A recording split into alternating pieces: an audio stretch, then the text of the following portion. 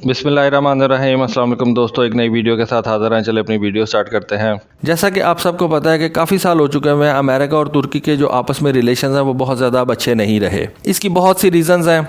अभी रिसेंटली आपने देखा कि अमेरिका ने तुर्की को अभी FATF की ग्रे लिस्ट के अंदर जो है वो डलवा दिया। इंडियंस बहुत ज़्यादा खुश हैं, बहुत ज़्यादा इसके ऊपर भंगड़े डाल रहे हैं। तुर्की ने इस चीज़ को बहुत ज़्यादा पहले से जो है वो भांप लिया हुआ था कि अब अमेरिका जो है उसके तेवर बदलते जा रहे हैं, और इस वजह से तुर्की जो है वो बहुत देर से अपनी डिफेंस इंडस्ट्री को जो है वो इम्प्रूव कर रहा था। ड्रोन्स के अंदर तुर्की बहुत ज़्यादा आगे है। तुर्की ने अपना एक TFX प्रोग्राम भी शुरू कर रखा है। उसके अलावा तुर्की जो है वो बहुत सी किस्म की कॉर्वेट्स और फ्रिगेट्स जो है वो खुद से अपने मुल्क के अंदर बनाता है। तुर्की ने अपने मुल्क के अंदर एक टैंक प्रोग्राम भी स्टार्ट किया हुआ था और उसको उन्होंने नाम दिया हुआ था आल्ते का, आल्ते main battle tank programme.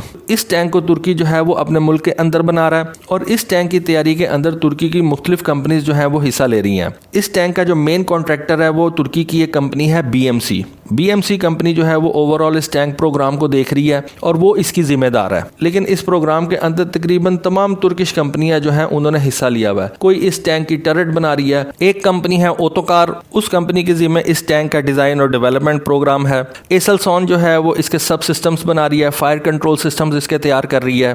MKE के एक कंपनी है वो इस टैंक का मेन गन सिस्टम जो है वो उन्होंने तैयार करना है। रॉकेटसान कंपनी जो है उसने इस टैंक का जो है वो आर्मर पैकेज उसको तैयार करके देना है। हेवलसॉन कंपनी भी इस प्रोग्राम के अंदर शामिल है और इस टैंक के मुख्तलिफ हिस्से जो है वो हेवलसॉन कंपनी जो है वो बना के देगी। तुर्की के दीगर डिफेंस प्रोग्राम्स के साथ साथ इस टैंक प्रोग्राम को भी एक बहुत बड़ा मसला जो था वो दरपेश आ रहा था, और वो था इसके इंजन का। बहुत से लोग ये कहते थे कि तुर्की को यूक्रेन के साथ मिलकर इस टैंक के लिए इंजन तैयार करना चाहिए। आई बिलीव कि तुर्की ने इसकी कोशिश भी की थी, लेकिन अब एक खबर सामने आई है कि तुर्की ने साउथ कोरिया के साथ जो है वो एक मुआहदा किया है कि साउथ कोरिया जो है वो इस टैंक प्रोग्राम के लिए इंजन फराहम करेगा। तुर्की के आल्ते टैंक के अंदर एक साउथ कोरियन इंजन जो है अब वो फिट करेंगे। बाकी टैंक जो है वो तुर्की खुद से बनाएगा, लेकिन इस टैंक का जो इंजन है वो साउथ कोरिया से परचेज करेगा। बेसिकली तुर्की की ये जो BMC कंपनी है इसने 2 साउथ कोरियन कंपनियों के साथ जो है वो एक मुआहदा किया। एक कंपनी है दोसान इंफ्राकोर और दूसरी है S&T डायनामिक्स। एक कंपनी जो है वो तुर्की को इस जहाज का इंजन बना के देगी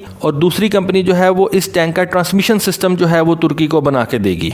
मेरे ख्याल से तुर्की के लिए ये एक बड़ी अच्छी खबर है। तुर्की भी जो है वो अब अमेरिकन बेड़ियों से अपने आप को आज़ाद कर रहा है, और अब ये जो रिलेटिवली दुनिया के छोटे छोटे ममालिक हैं ये एक दूसरे की मदद कर रहे हैं मुख्तलिफ डिफेंस प्रोग्राम्स के अंदर। इस टैंक प्रोग्राम को तुर्की ने 2007 के अंदर स्टार्ट किया था। टैंक तो सारा तुर्की खुद से बना रहा है, लेकिन उसका जो इंजन था उसके लिए उसने मुख्तलिफ यूरोपियन कंपनियों से भी जो है वो राब्ता किया, लेकिन यूरोपियन कंपनीज ने जो है वो अपना पावर यूनिट इस टैंक के लिए बेचने से इनकार कर दिया। तुर्की ने सबसे पहले इस टैंक को 2011 के अंदर अपने एक डिफेंस शो के अंदर जो है वो दुनिया के सामने रिवील किया था। तुर्की का प्लान है कि वो इस टैंक के तकरीबन 1000 यूनिट्स जो है उनका ऑर्डर करेगा, और ये 1000 टैंक्स जो है वो 4 मुख्तलिफ बैचेस के अंदर जो है वो बनाए जाएंगे। हर बैच के अंदर तुर्की तकरीबन 250 टैंक्स तैयार करेगा।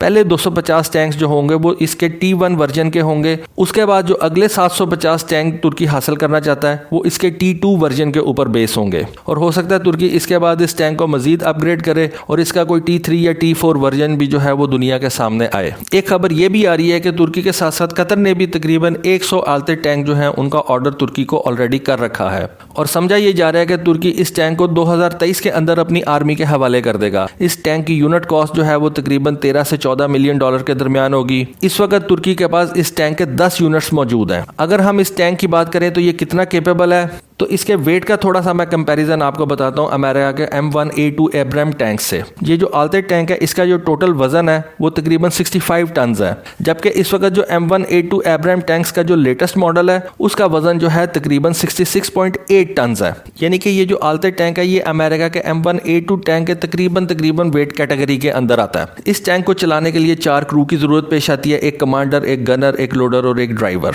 ये एक अच्छी डेवलपमेंट है कि तुर्की और साउथ कोरिया जो है वो मिलकर इस टैंक को डेवलप कर रहे हैं, और जितने ये रिलेटिवली छोटे ममालिक हैं ये डिफेंस इंडस्ट्री के अंदर अपनी प्रोडक्ट्स को लेके आएंगे। ये जो बड़े ममालिक हैं इनकी ब्लैकमेलिंग जो है वो ख़त्म होगी, और जो छोटे ममालिक हैं वो इन आल्ते जैसे टैंक्स को परचेज करके तो अपने डिफेंस को जो है वो मजबूत बना सकते हैं।